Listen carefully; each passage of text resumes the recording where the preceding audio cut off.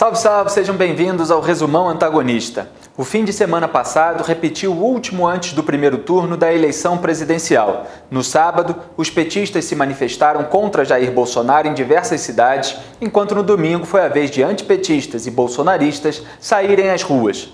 A diferença de público em São Paulo foi ilustrativa do que ocorreu pelo país. Enquanto a turma vermelha de Fernando Haddad só conseguiu encher o quarteirão do MASP, a turma verde e amarela de Bolsonaro lotou a Avenida Paulista, cantando 1, 2, 3, 4, 5 mil, queremos Bolsonaro presidente do Brasil, olê, olê, eu tô na rua para derrubar o PT e, claro, eu vim de graça. Eu vim de graça! Eu vim de graça! Eu vim de graça! Pessoal! Mas a descoberta de uma declaração de 4 meses atrás de Eduardo Bolsonaro repercutiu tanto ou mais na imprensa que a manifestação. Em vídeo de uma palestra, o deputado federal, agora reeleito por São Paulo, se manifestou contra a eventual decisão do STF de impugnar a candidatura do pai e citou uma brincadeira alheia sobre a tropa que bastaria para fechar o Supremo. Seu pai sendo eleito no primeiro turno, há a possibilidade do STF, que há uma previsibilidade dele agir e impedir que o seu pai assuma, e isso acontecendo, o Exército pode agir sem ser invocado lá, salvo engano, acho que é o artigo 1º, se isso acontecer? Aí já está caminhando para um estado de exceção, né? O STF vai ter que pagar para ver, e aí quando ele pagar para ver, vai ser ele contra nós. Assim, você está indo para um pensamento que muitas pessoas falam e muito pouco pode ser dito. Mas se o STF quiser arguir qualquer coisa, sei lá, recebeu uma doação ilegal de R$100 do José da Silva, impugna a ação dele, a candidatura dele. Eu não acho isso improvável não, mas aí vai ter que pagar para ver. Será que eles vão ter essa força mesmo? O pessoal até brinca lá, cara, se quiser fechar o STF, sabe o que você faz? Você não manda nem um jipe, cara, manda um soldado e um cabo. Não é querer desmerecer o soldado e o cabo, não. A brincadeira citada por Eduardo é uma adaptação idiota para o judiciário de uma declaração de agosto de 1985 do ex-presidente Jânio Quadros sobre o Legislativo. Por alguns segundos pensei em fechar o Congresso e ter-me-iam bastado um cabo e 2 soldados. Em ato de campanha no Maranhão, ainda no domingo, Haddad afirmou que Eduardo ameaçou fechar o STF com uma intervenção militar. Nos dias seguintes, foi divulgada uma porção de notas de repúdio à declaração, como as da OAB e de ministros do STF.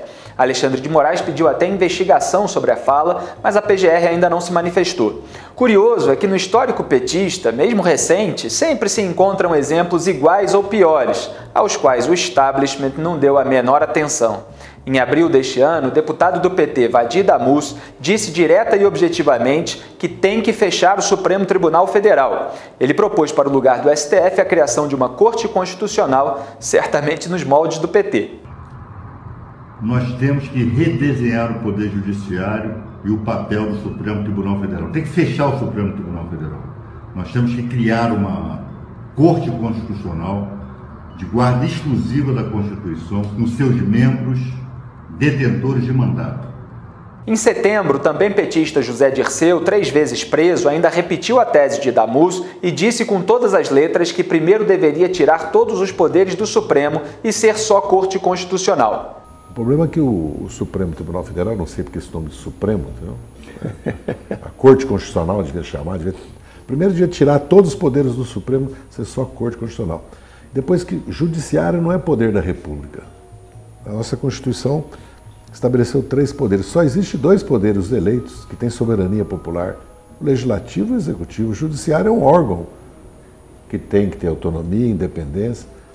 Agora, o Ministério Público no Brasil se transformou num 4º poder, fora o poder que a imprensa tem. Então fica uma democracia maculada, no mínimo. O Mensalheiro também pregou a retirada do poder de investigação do Ministério Público. Tem que tirar o poder de investigação do Ministério Público. O Ministério Público só é para acusar. O Ministério Público virou uma polícia política.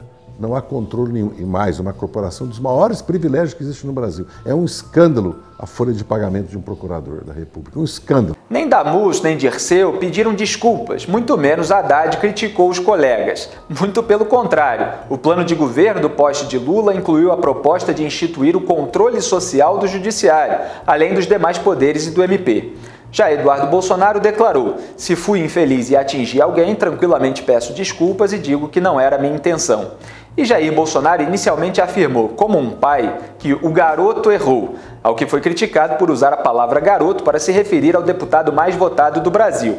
Mas logo reiterou que Eduardo foi advertido por ele, que se tiver algo para pagar, que pague, e que não é porque é seu filho que vai ficar isento. Reforçou também seu compromisso com a democracia e enviou carta ao ministro Celso de Mello, garantindo que o STF é o guardião da Constituição e que todos temos de prestigiar a Corte.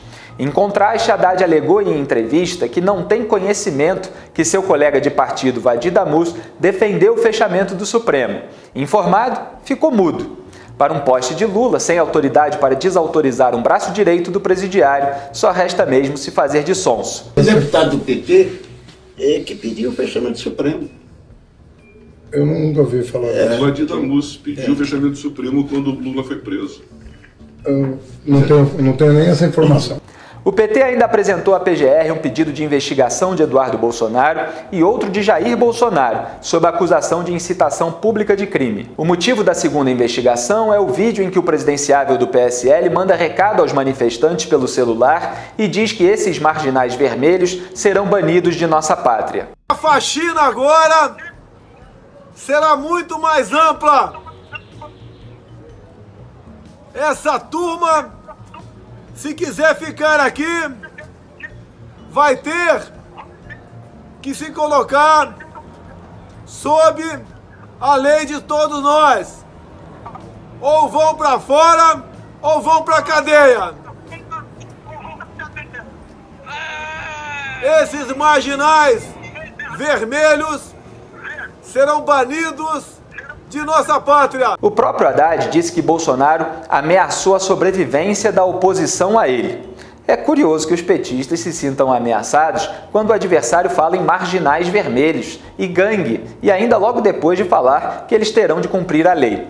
Bolsonaro ironizou no Twitter: "Falamos em combater os bandidos vermelhos baseado no próprio curso das investigações da Polícia Federal e Lava Jato, e houve uma grande histeria por parte do PT. Ao que parece, a carapuça serviu mais uma vez."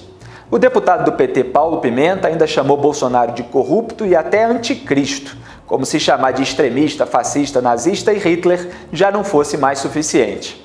Por falar em nazismo, a Polícia Civil do Rio Grande do Sul indiciou por falsa comunicação de crime a jovem de 19 anos marcada com uma suástica, que havia alegado ter sido agredida por supostos apoiadores de Bolsonaro.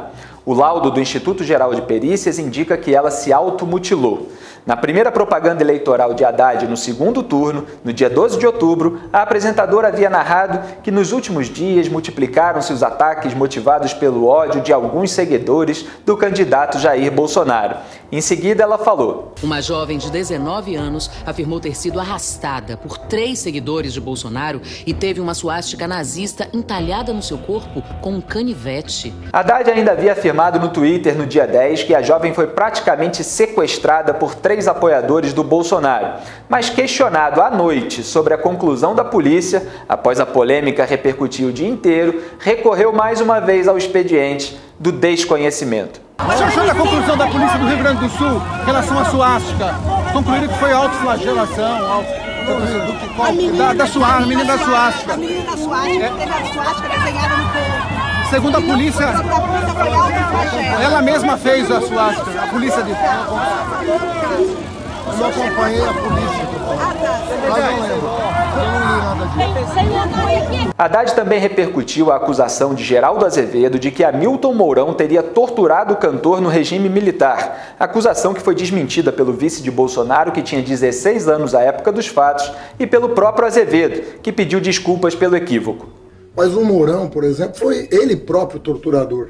Então, Geraldo Azevedo declarou até num show que foi pessoalmente torturado pelo Mourão. Confrontado com a verdade, Haddad respondeu que havia recebido a informação de fonte fidedigna, o cantor, e que uma pessoa torturada estava sujeita a esse tipo de confusão. Também afirmou que isso não mudava em nada o fato de o general elogiar a ditadura.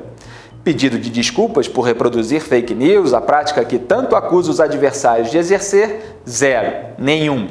Mas na enquete de Flávio Bolsonaro, outro filho de Jair, sobre a maior fake news contra o pai, ganhou a tese de que o presidenciável forjou a facada que sofreu. O Caixa 2 no WhatsApp ficou em segundo, a tortura de Mourão em terceiro e a suástica em quarto. Isto sem falar em irregularidades como ônibus com adesivos do PT na Bahia e colagem de cartazes sobre Caixa 2 no Rio de Janeiro. Para piorar a situação de Haddad, Cid Gomes fez escola. Mano Brown, líder do grupo Racionais MCs, estragou o clima de festa de um comício do PT no Rio, mostrando que o rap petista está fora do tom. Dizendo que não é pessimista, mas realista, ele ousou fazer aquilo que Haddad, Ciro Gomes, a maior parte da esquerda política e até da imprensa não ousaram. O rapper humanizou, pelo menos, os eleitores de Jair Bolsonaro.